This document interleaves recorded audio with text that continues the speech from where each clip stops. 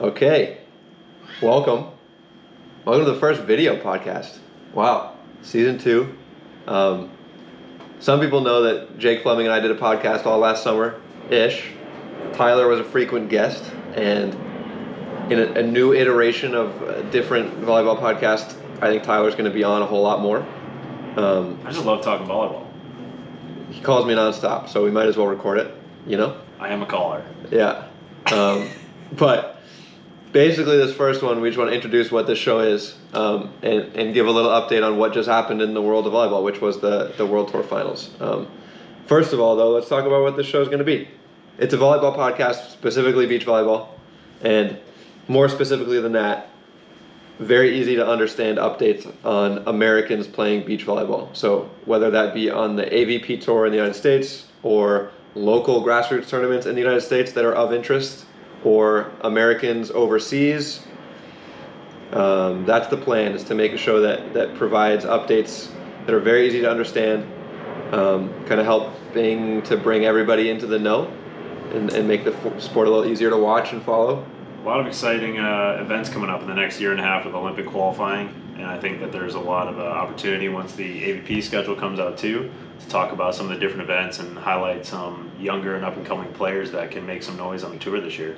Yeah, I think that's something that we're going to try to include, kind of picking some of these people that maybe don't have notoriety just yet or aren't well known or haven't necessarily proven through results, but are up-and-coming and very exciting, because I think that there's a lot of talent all over the United States, and not everybody sees that all the time. So we're going to try to offer some of these updates in a really, really easy to listen to, easy to watch way, on a weekly or bi-weekly basis, kind of depending on what's going on in the world of volleyball. Is that the show? Is that the update for the show? I think that's going to be what we're doing?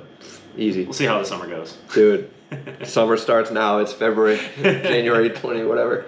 Okay, let's give an update on World Tour Finals. So this is the first time that the Beach Pro Tour has run a World Tour Finals, and what the Beach Pro Tour is a collaboration between Volleyball World and a company called CVC, and what that is a venture capital firm that kind of injected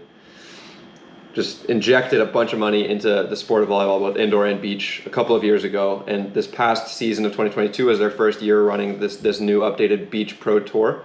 And they ran the season-ending championships for it this last week of January 2023. It was the biggest prize purse that I've seen as a volleyball player in a while. So it was an $800,000 prize purse, which is what makes it interesting. There were no points, but it was a ton of money. So it was $400,000 per gender, which is significant in the world of volleyball. And maybe the conversation here that's worthwhile to have is that it's not significant in the world of other professional sports. True. But in the world of beach volleyball, very significant. Yeah, it looks like $150,000 went to first place, $80,000 to the team for second place, 50, 35, 20, 20, 15, 15, 7,500, 7,500, and there were 10 teams in each side of the bracket. So even if you came dead last, you lose in pool play, you don't win any games, you still go home with $7,500, which is maybe enough to cover your costs to get to Doha if you're coming from Brazil or the United States. Yeah, I think more. Yeah, I think take it home a little bit. If I had to guess, I think costs are probably like $2,500. But yeah, pretty exclusive. 10 teams. I think it was the top 8 teams in the world ranking plus 2 wild cards for each. And on the men's side, no United States players were represented. So a little disappointing, bit of a bummer. But U.S. men's teams kind of had an off-season shuffle. So I think that a lot of people would know this that follow beach volleyball stuff on Instagram or whatever. But the 2 top men's teams, Trevor Crabb and Tri Bourne and Kame Schalk and Theo Brunner, decided to split this offseason and kind of pair up with the other one. So Tri Bourne and Kame Schalk are going to play together and make a run at the Olympics, and Trevor Crabb and Theo Brunner are going to play together. I think a lot can change, but realistically, with only like a year and a half, there's a year and a half long Olympic qualifying cycle that starts this weekend. So there's not much time for partners to kind of shuffle and change after this. It's kind of you find your person and commit. So none of those teams had qualified for this. which is a bit of a bummer on the men's side. But the U.S. had 2 teams represented on the women's side, which is pretty cool. So Taryn Kloth and Kristen Nuss qualified as the number 8 team in the world. And then Sarah Hughes and Kelly Chang, who just paired up for this year and had a really good end to 2022, were given a wild card into the event.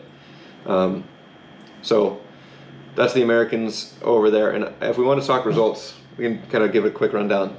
Pretty cool that a wild card team ended up winning on the women's side. It's pretty wild.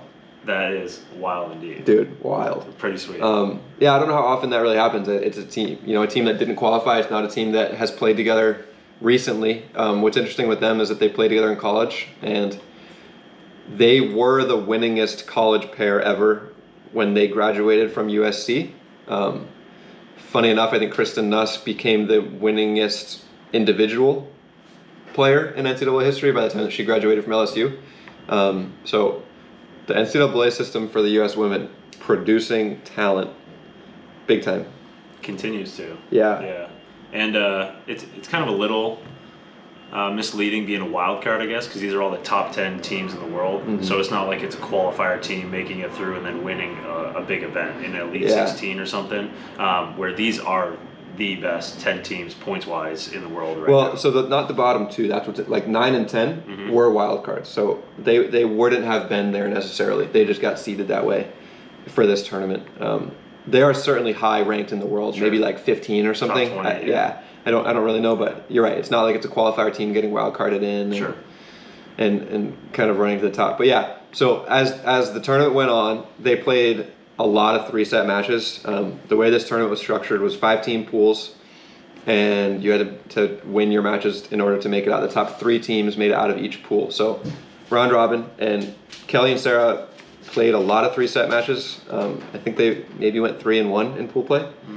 Taryn and Kristen broke out of that same pool. I believe they came from the other pool. Different pools. They each went 2-2. But unfortunately, they had to play each other in the quarterfinals, which I think was a really good overtime game. I didn't get to watch it, but I did see the scores that Kelly and Sarah won like 24-22 in the third set or something. So pretty insane, really close, very competitive match. And, testament to Taryn and Kristen that they played that closely against a team that went on to win the tournament. Ana Patricia and Duda are the number 1 team in the world. They're a team from Brazil, and they played great. They made the finals. That's who lost to Kelly and Sarah in the final. So on the women's side, it's kind of like, okay, here are the top teams, and then Kelly and Sarah have just kind of slid into that spot pretty well. On the men's side, more of the same. More of what's been happening since 2018. So we've seen this story before. Yeah. The beach volley Vikings, Anders Mole and Christian Sorum, just went ahead and won the tournament. They went undefeated. They're pretty incredible. They're just better than everybody. They are. They have a better game plan. They're more physical, more dynamic, make better choices. All around better beach volleyball. Yeah. So the team that they beat in the finals is the Polish pair of Brill and Losiak.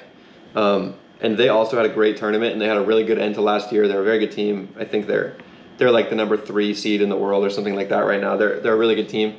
They had also won all of their pool play games. They went undefeated in their pool, and then Andrews and Christian went undefeated in theirs. Interestingly enough, the number 2 or 3 team in the world of Qatar did not break it out of their pool. So Sharif and Ahmed, I think that they had played the King of the Court last week. Mm-hmm. That was in Doha, which is kind of like a non-points for fun tournament series that I'm sure people know about and like to watch. It's kind of fun and entertaining, but and money, right? Money, but no points. So sure. They played that and then didn't necessarily play great this weekend. So that's pretty interesting. If we're just going to pick something that's noteworthy. Mm-hmm.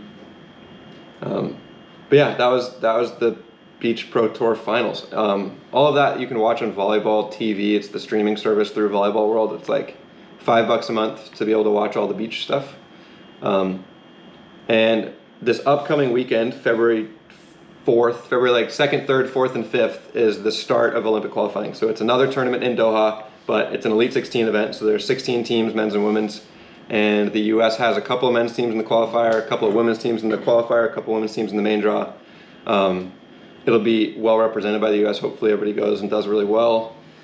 and starts out the year strong, gets some points and some money, and comes back. I think there's about a month until the next Elite 16 event. So that's the start of the year. That's the start of the podcast. Season 2, updated podcast. That's it. I love it. Cool. Man. We're out.